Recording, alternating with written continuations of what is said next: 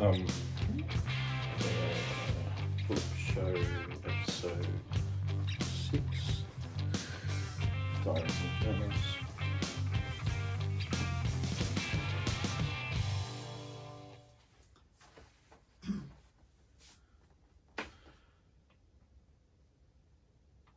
So,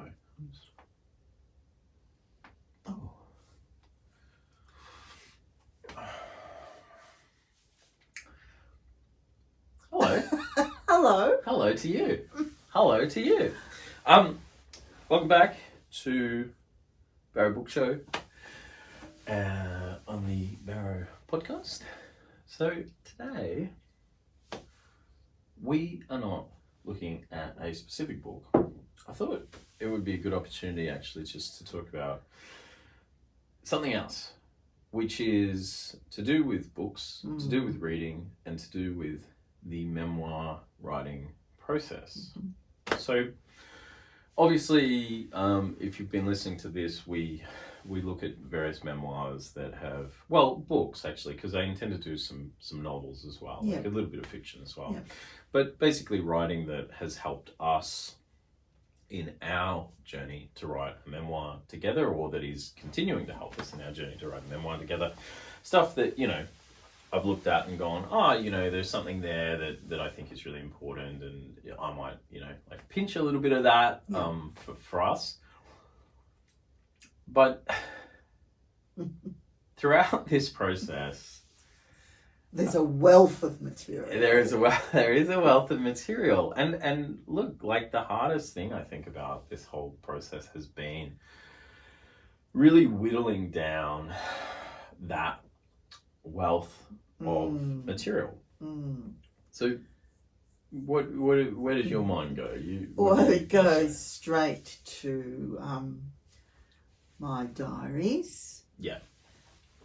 And then overlays of those diaries, because when significant things are happening, I'm suddenly writing detailed pages, which, you know, is really great for going back into. Yeah. Because part of that process is trying to make sense of where it all fits in. Yeah.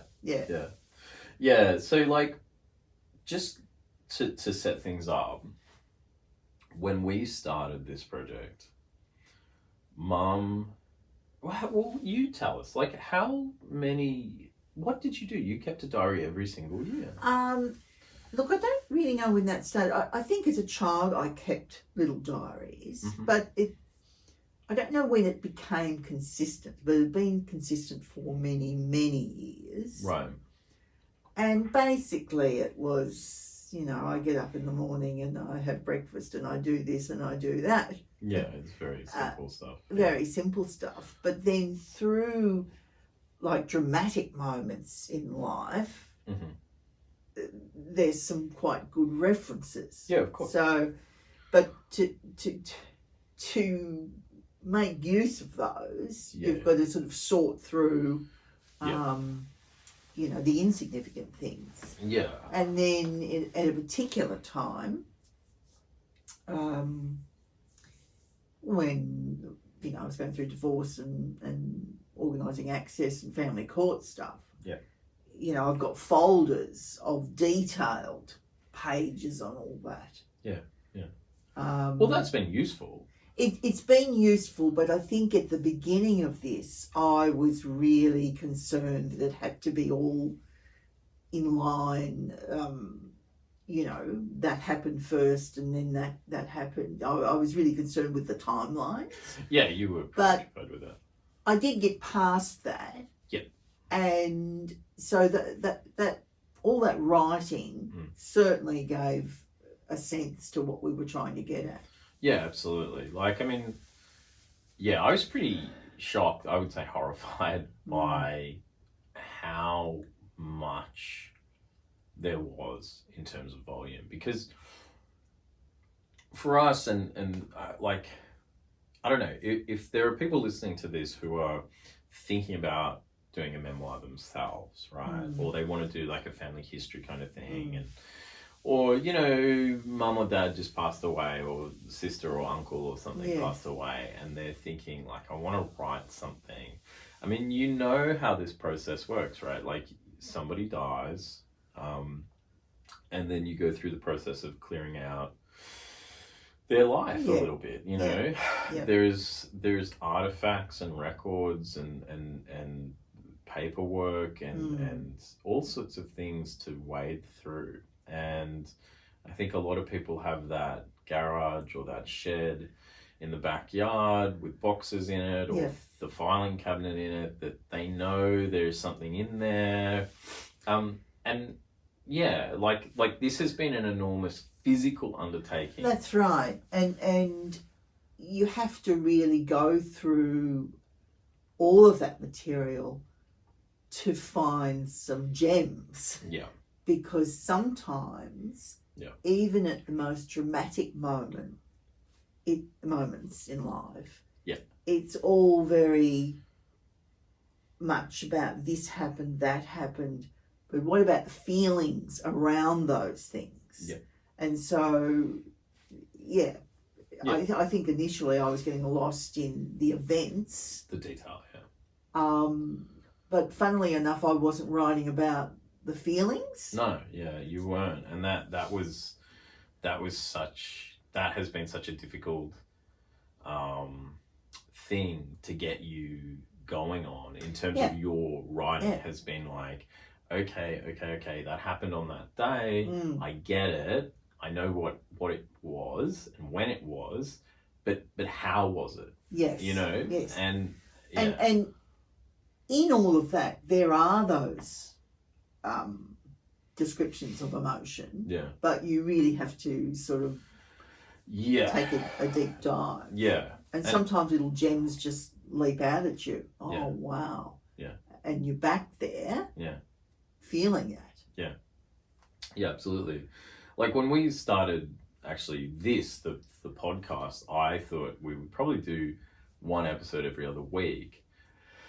And then, you know, it occurred to me that I should throw kind of a book show in as well, because I was like, well, you know, we are engaged in this process of writing something.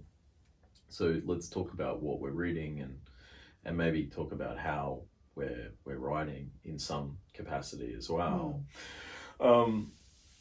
But yeah, you know, which has made the podcast a weekly show, which was good. But certainly, you know, so much of the reading that we have done for this project, it hasn't all been books and memoirs by other people. It has been our own materials, which is not just your diaries, but your mother's diaries, my grandmother's diaries, and your father's, my grandfather's journal that he created. Oh, that is like I'm forgetting that. We'll get to that in a second. We'll get to that in a second. But what I wanted to ask you is, like, when did you start writing a diary? You don't really remember, but it was childhood or no?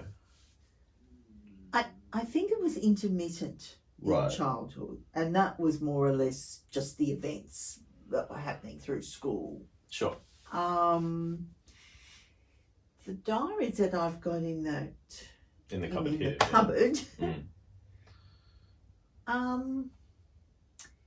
Look, they were happening before the event of 91. Yeah, before the divorce. Yeah. Oh, for sure they were happening. So, but that's what I'm trying to say is, like, when. But I think they get more detailed after the divorce. Maybe. See, that's interesting, because, like, my sense of it was that. Well, it's interesting to talk about what diary writing is for and how it's been, or what it's meant in your life, because... Yes, because in the space of mental health space, it's important, or it's to journal It can be, sure. It can be. Yeah, it can be. Whereas, yeah, I mean, it was pretty perfunctory what I was writing, Yeah. you know, Yeah. on a daily basis. Yeah.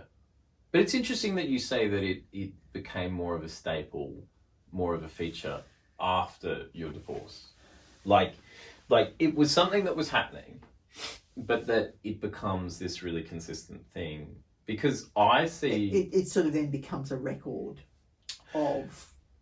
Yeah, but it also, like, from my perspective, because, we should explain this. Like, Mum wrote diaries compulsively. Like, you wrote every single day. You wrote a diary, which personally I don't understand. I can't imagine what anyone would have to say about their life daily. Yeah.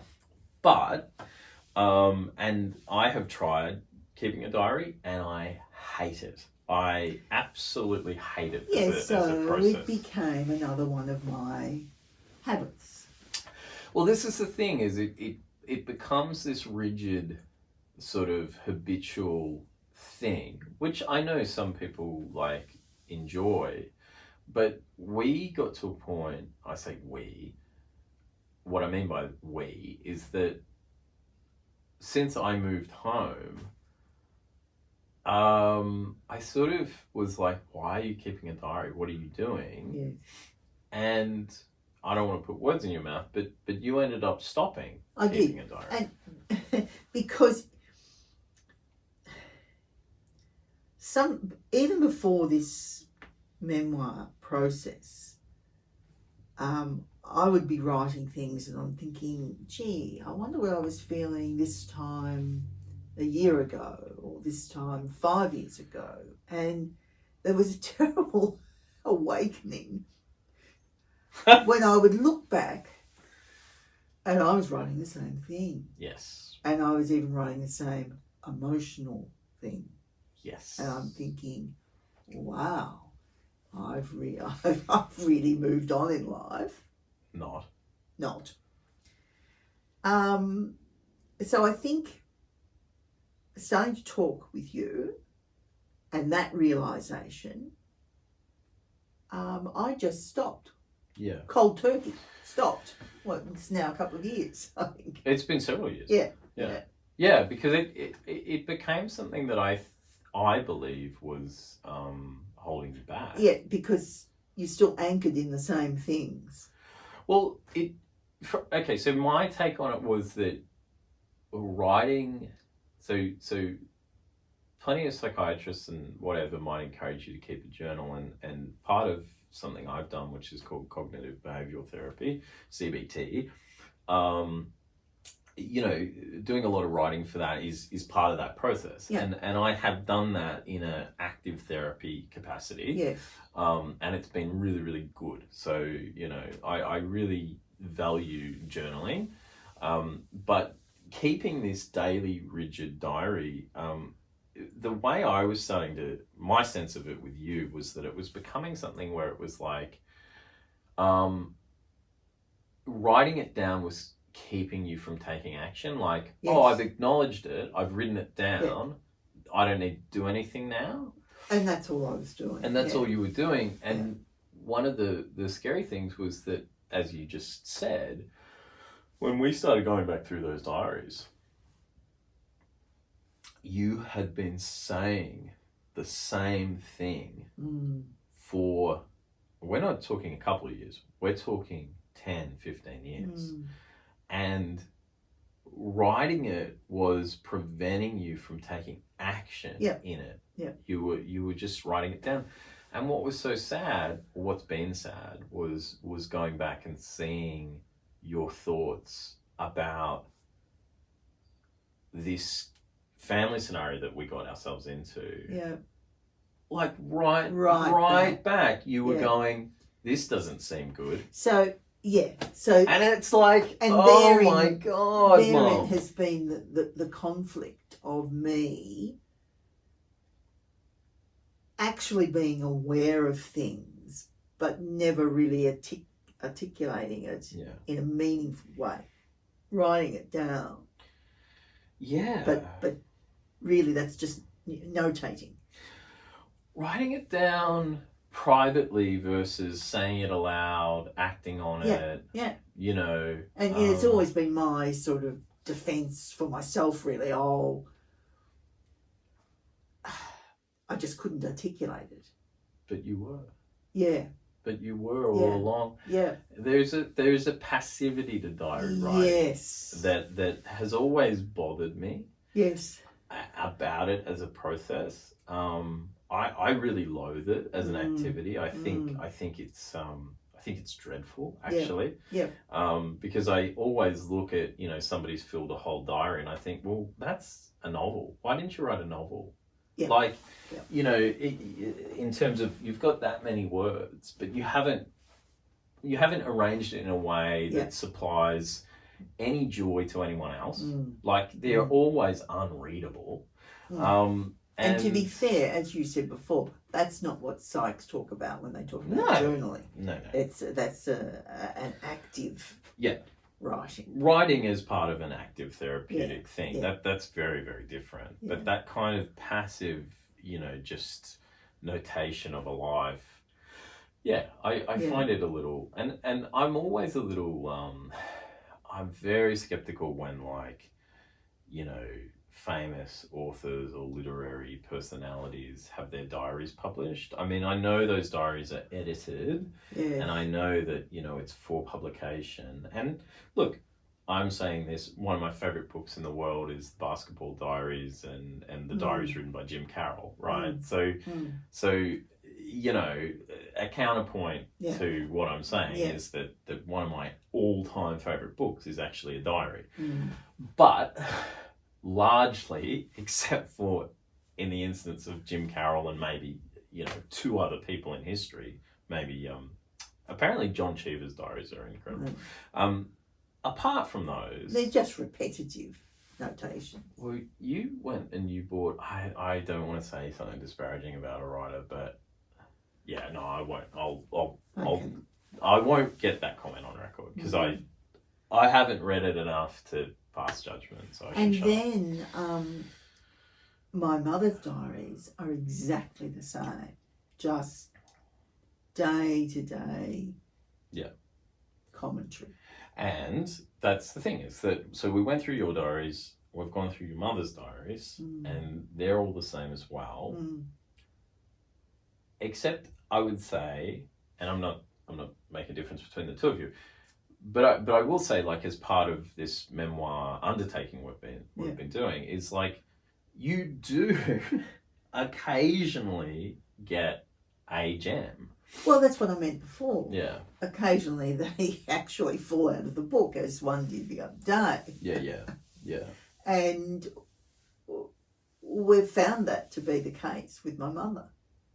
There has been some gems. There has been some gems, but there's so few and far between. But also in all of this, from my vantage, it has been a really disappointing process because so many of my concerns were there all along, and one of the most confronting things, and now we'll kind of switch out from your and your mother's diaries to your father's. I'm calling it a journal. He tried to write a family history himself. He wrote a life story. I said tried. Yeah. Okay. Well, he did do it. Well, it's useful in illustrating some things about him. It's mostly just an 80,000 word representation of his brain. Yeah. Which is... Well, that's what I mean. It's useful. But is it? Like, like I've met him. Do you know what I mean? I don't really need 80,000 words to... And it wade through to understand that this person was hyper fixated on, a few things. But look, in terms of our experience of this memoir process, like, we have inherited an absolute truckload of material, not just from material like as in, experiences we've actually had, but genuine physical material. So Mum's diaries from 91 to 2021. Mm-hmm. Your mother's diaries from about the same portion of time, and also back before that, along with your father's obsessive record keeping, which has come in the form of like 100 boxes of files, plus his journal. Like I've got to stop calling it a journal. Your father's book, you know, like self-made book, which has also come in the form of about 20 boxes, because he's made the handwritten version, which he's put into like folders with the little plastic pockets in them, and then he's photocopied those and done it again, and then he's got the floppy disks, and then the USBs, and then the mini hard drives, and then the printed digital versions. And there's also different versions with different names. And there's what he is thinking is a fictionalized account where he has literally just name swapped. He'd gone through and just name replaced everything. Yeah. Which is not, like, he hasn't done anything to the structure of the story. He hasn't done any real editing. He's just done a name swap. And so it's like you're reading it, and it's you know, Mary Jo in one version, and then it's Elizabeth in another, but the lines are all the same. So you have the same amount of repeated versions of the fictionalized as you do the same amount of the non-fiction, even though they're just the same with the words replaced. And it's like, going through that, I was like, well, this person's fucking crazy. Which was like, it was so stark how obsessive he was. And I'm going, I just want to kill myself. I cannot get through this. And the overarching delusion of the book itself. Of here's been a life well lived, and I'm telling you in detail. Well, okay, so let's talk about your father's book. Actually, that's what today should have been. Maybe we'll do an episode on the book. So the book is called. Oh, we could. Actually, you know what? We're going to hold off. That should be the last book show. Yes. Book show number 20. Yeah. Okay. Let's do that. That's it. Okay. Well, that helps. But look, yeah. Just to be clear to people, like, we did inherit a lot of physical material, physical matter that we were wading through, and you know, it's kind of a lesson about like the research phase, right? Like when you do a book, when you do a memoir, when you do a family history, you do have to do some research, right?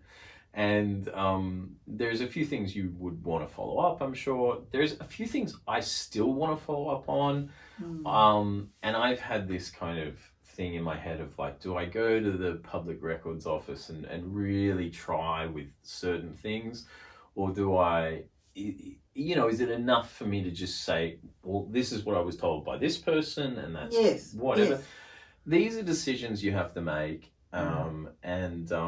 You know, your willingness to delve deeper and deeper, you know, it's up to you. But I would say that you do at some point need to draw a line in the sand and say enough's enough here. So like when it came to all of this, we did whittle it right down. Yeah. We said, okay, right, the diaries from 91 to 95 are important. Yes. We'll put them in a pile and we'll keep those. Yes.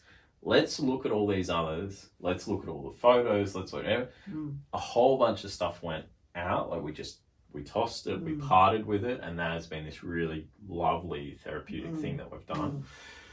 And then when it comes to your father's book, you know, so many of the files are gone. It's just down to, you know, I've got it on a hard drive backup. I've got it on my computer. Yeah. I have a physical copy. Yes. That's it. But what I wanted to say, sorry, what I wanted to say was that, you know, some of it has been really confronting. Like, I mean, there were descriptions of me made by you, your mother, and your father individually that I remember feeling that. I remember being that way. I remember wanting, like, me in states of distress, let's say, where I have held that for my whole life. And because I'm an only child and because I don't have brothers and sisters to tell me or remind me of how I was at various stages, I've questioned my own memory. And that doubt has been this really, it's compounded childhood trauma where I've gone, I know I was distressed there, but the adults around me weren't doing anything. There's no account of it. So I must be wrong. I must be wrong. Maybe I am wrong. Maybe I'm making too much out of this. But as we started this project, everything I encountered actually confirmed my memory. It shored up my memory. So that was both confronting but also really enriching and rewarding, and it's given me confidence in the project because I've gone, no, I remembered it right. Like, that's right. I did feel that way.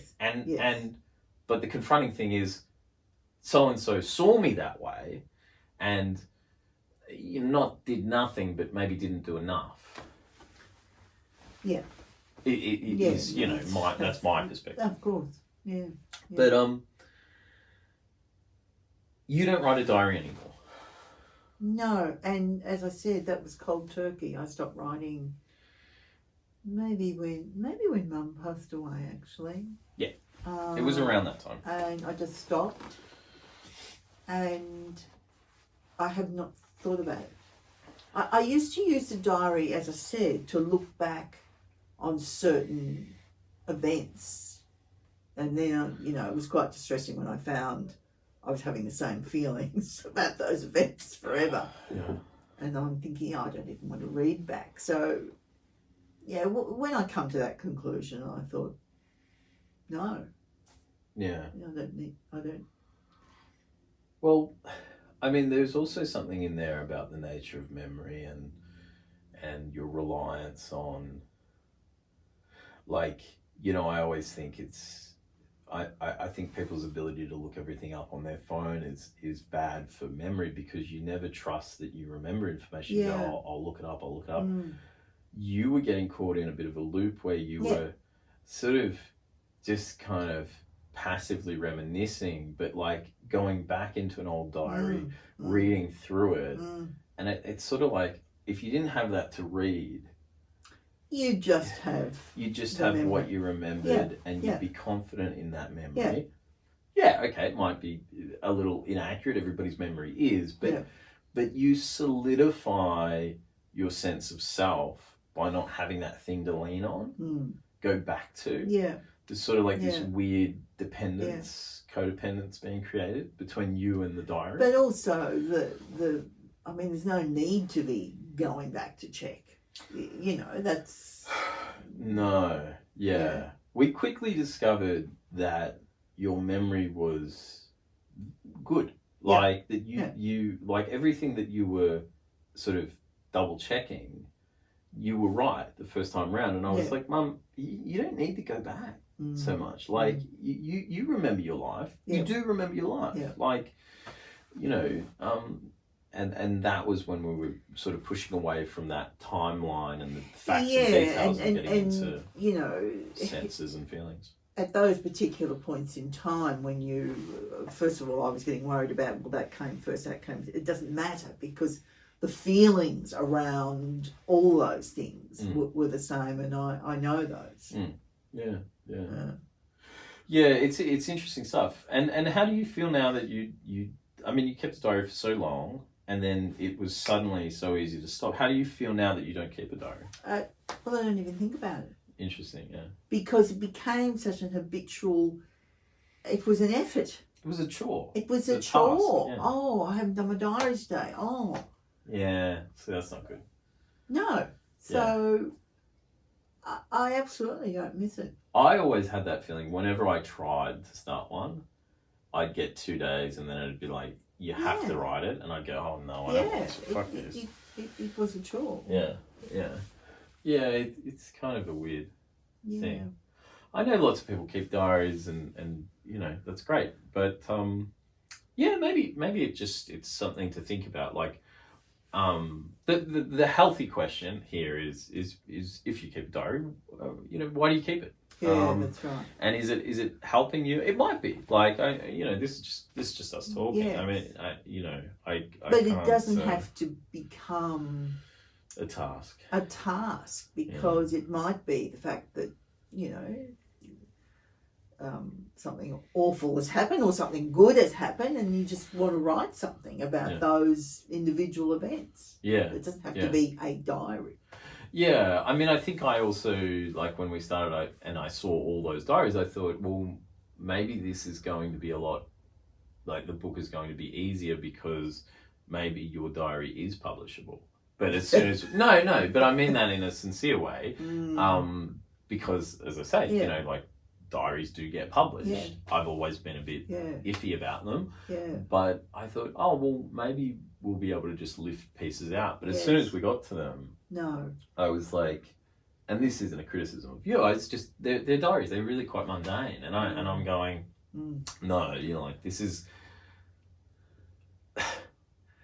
they have been equal parts hindrance and help.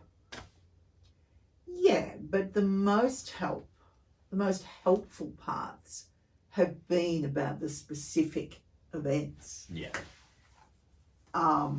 Which were the there things was you a best... real timeline there. Which were the things you best remembered anyway. That's exactly right. So, yeah. Yeah. Yeah, they've been a bit of a distraction, like an obstacle in that kind of way. Like, they've been the elephant in the room. When I first started, when we first started, they were. I was fixated on timeline. Yeah. Yeah. Those early those earliest stages of the project were hard. Like they were tough. Like, because there was just so much physical matter to get through, and also, like, it was physically taxing. We were you know, lifting boxes of books and bringing them in the house, but you're not allowing, sometimes in doing that, you're not allowing the memory to just happen.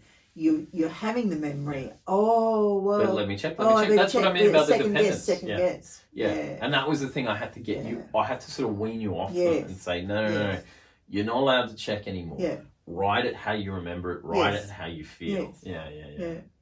Yeah. That's really it for today. I just thought it was an interesting point to make, is to talk about diaries and journals and some of the stuff we've been reading. But you know what? Hey, looking forward to that final book show, because I always draft little plans, and I'm a bit of a lister and all that sort of stuff. That's kind of my diary, is my little lists I make. Yes, it is. I do a lot of that daily. I do, no, I admit that, But I had the last spot blank. I've got a few spots blank. I still don't know what we're going to put in there. But it's a world beater novel that has to be discussed. Well, it's not a novel. We don't quite know what it is. We'll have to define it in that final episode. But, hey, if there was a reason to follow us and follow the show, wait until we get to Mum's dad's book thing he wrote. Ode to the family. An ode to the family. Thanks for watching. Thanks for listening. And, that's all for today. Bye.